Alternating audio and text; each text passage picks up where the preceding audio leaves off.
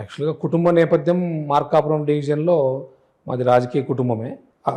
Plus నేను విద్యార్థి దశ నుంచి కూడా నాకు రాజకీయాలు అంటే బాగా ఇష్టం. బీజేపీలోకి ఎందుకు వచ్చారు మళ్ళీ? బీజేపీ అంటే సమయం సందర్భం, దేశం కోసం ధర్మం కోసం మోడీ గారు చేస్తున్నటువంటి వర్క్ను చూసి, ఆయన చేస్తున్నటువంటి డెవలప్మెంట్ని చూసి, మోడీ గారి పథకాల పట్ల, ఆయన సైన్స్ అండ్ టెక్నాలజీలో ముఖ్యంగా కోవిడ్ లాంటి సందర్భంలో ప్రపంచ దేశాల్లో ఎంతో టెక్నాలజీ డెవలప్మెంట్ కంట్రీస్ కాదని మన దేశం నుంచి వ్యాక్సిన్స్ తయారు చేసి ప్రపంచ దేశాలకి ఎక్స్పోర్ట్ చేసే స్థాయికి భారతదేశానికి తీసుకెళ్లాడు. కాబట్టి ఒక సైంటిస్ట్గా ఆయన సైన్స్ అండ్ టెక్నాలజీ డెవలప్ చేస్తున్న విధానము, దేశాన్ని యొక్క పేరు ప్రతిష్టలు ప్రపంచ దేశాల్లో భారతదేశం అంటే అందరూ గౌరవించే దేశంగా, గతంలో భారతదేశం అంటే ఒక వెనుకబడిన దేశంగా చూసేవాళ్ళు. ఈరోజు భారతదేశం అభివృద్ధి చెందిన దేశం, అభివృద్ధి చెందుతున్న దేశం కంటే చెందిన దేశం అని చెప్పొచ్చు. కొన్ని సమస్యలు ఉన్నప్పటికీ అభివృద్ధి చెందిన దేశంగా తీసుకెళ్లే స్థాయికి తీసుకెళ్లాడు. అందువలన ముఖ్యంగా మోడీ గారి యొక్క కీర్తి ప్రతిష్టలు చూసి మనం కూడా ప్రపంచ దేశాల్లో భారతీయులు ఎక్కడున్నా ఆయన్ను కీర్తిస్తున్నారు. అది పెద్ద విషయం కాదు.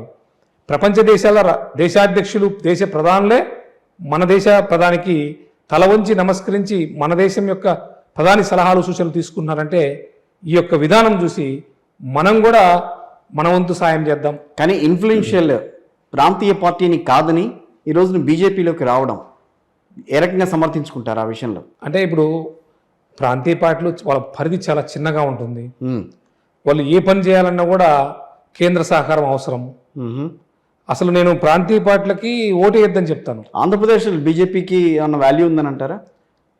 మీరే చూస్తురుగా, అమిత్ షా గారి ఆఫీస్ చుట్టూ ఎవరెవరు తిరుగుతున్నారు,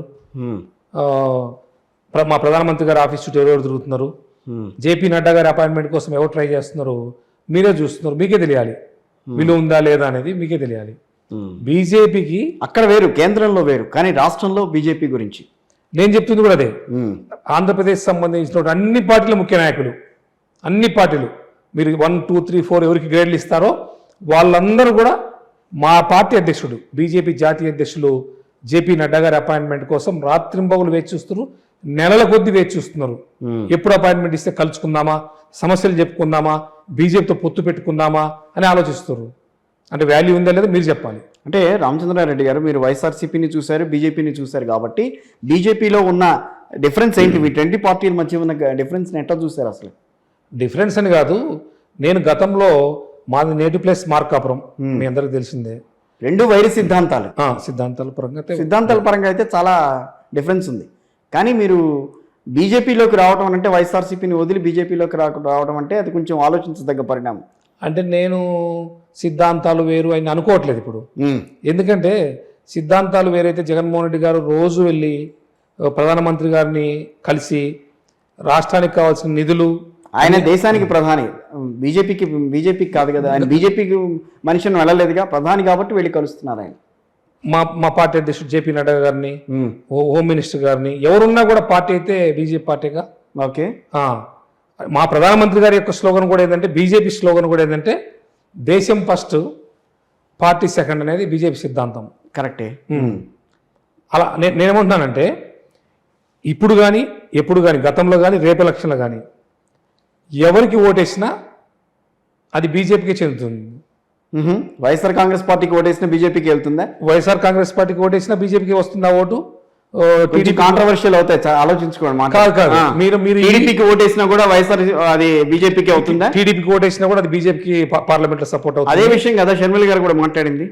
షర్మిల గారి గురించి నేను ప్రస్తావించదలుచుకోలేదు, ఎందుకంటే అక్క ఎక్కడున్నా బాగుండాలని కోరుకుంటాను. అది నేననేది అదే కదా, మీరు టీడీపీకి వేసినా, బీజేపీకి వేసినా, లేకపోతే ఇంకోళ్ళకి వేసినా కూడా అది మళ్ళీ అది బీజేపీకే వెళ్తుందని చెప్పని అన్నారు. టీడీపీకి వేసినా, వైఎస్ఆర్సీపీకి వేసినా మీకు కాదనిపిస్తుందా? సుదీర్ఘకాలం మీరు చాలా సీనియర్ మోస్ట్ జర్నలిస్టు, కాదనిపిస్తుందా? కాదనిపించడం కాదు కదా, కానీ పార్టీలు వేరు, సిద్ధాంతాలు వేరు అనుకున్నప్పుడు అలా ఏ రకంగా దాన్ని జస్టిఫై చేసుకుంటారు ఎవరికి వాళ్ళు? మనం 2020 వరకు 2010 వరకు ఒక సిద్ధాంతాలు బేస్తో ఉంది. ఈరోజు భారతదేశాన్ని ప్రపంచ దేశాల్లో నెంబర్ 1గా దేశం తీసుకెళ్తుంటే ఒరిస్సా సీఎం నవీన్ పట్నాయక్ గారు కానీ, ఆంధ్రప్రదేశ్ ముఖ్యమంత్రి జగన్మోహన్ రెడ్డి గారు కానీ, తమిళనాడు ముఖ్యమంత్రి స్టాలిన్ గారు కానీ, తెలంగాణ ముఖ్యమంత్రి రేవంత్ రెడ్డి గారు కానీ అందరూ మోడీ గారితో సత్సంబంధాలు పెట్టుకున్నారు.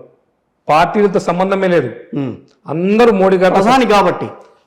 ప్రధాని కాబట్టి కదా, గతంలో ప్రధానులు లేరా? చాలా మంది ప్రధానులు లేరా? ఉన్నారు, ముఖ్యమంత్రులు సత్సంబంధాలు ఉన్నాయా? ఉన్నాయిగా. లేవు, ఇంతగా లేవు. ఉమ్, ఉన్నాయి కానీ ఇంతగా లేవు. ఉండడం వేరు, బాగుండడం వేరు. ఓకే. ఒక మనిషి బతికుండడం వేరు, మంచిగా సంతోషంగా జీవించడం వేరు. సంబంధాలు ఉండడం వేరు, చక్కగా ఉండడం వేరు, అవి మనకు ఉపయోగపడే విధంగా ఉండడం వేరు. బీజేపీ వాళ్ళు వాళ్ళకి కావాల్సినట్టుగా బాగా అన్వయించుకుంటారు అన్ని విషయాల్ని. అట్లా కాదు కిషోర్ గారు. ఇక్కడ ఏం జరుగుతుందంటే, ప్రధానమంత్రి మోడీ గారు ఈ పదవి చేపట్టిన తర్వాత వాజ్పేయి గారు ఆ రోజుల్లో సంవత్సరం గుర్తులేదు నాకు, భారతదేశం వెలిగిపోతుందని ఒక స్లోగన్ ఇచ్చాడు. భారత్ వెలిగిపోతుందని. అవును, 2004కు ముందర ఎలక్షన్స్కి భారత్ వెలిగిపోతుంది. భారత్ వెలిగిపోతా ఉంది. చాలా సందర్భాల్లో మీరు వార్తలు చదువుతుంటే మాకు ఎంతో వినసొంపుగా ఉండేది. ఏ పార్టీ అయినా కూడా భారత్ వెలిగిపోవాలనే కోరిక కదా. ఆ రోజు ఆయన అన్నారు, ఈరోజు అది జరుగుతుంది. ఓకే. ఎక్కడ ప్రపంచంలో ఏ దేశంలో ఏం జరిగినా మన దేశాన్ని సంప్రదిస్తున్నారంటే మనమందరం గర్వపడాల్సిన విషయం. అందుకే మన ముఖ్యమంత్రులందరూ కూడా వెళ్ళి ప్రధానమంత్రి దగ్గర వాళ్ళకున్న సమస్యల చిట్టా అని చెప్పుకొని పరిష్కరించుకొని వస్తున్నారు. ఆంధ్రప్రదేశ్ ముఖ్యమంత్రి గారు ఈ దేశంలో ఏ రాష్ట్ర ముఖ్యమంత్రి కలవడానికి సార్లు కలిశారు.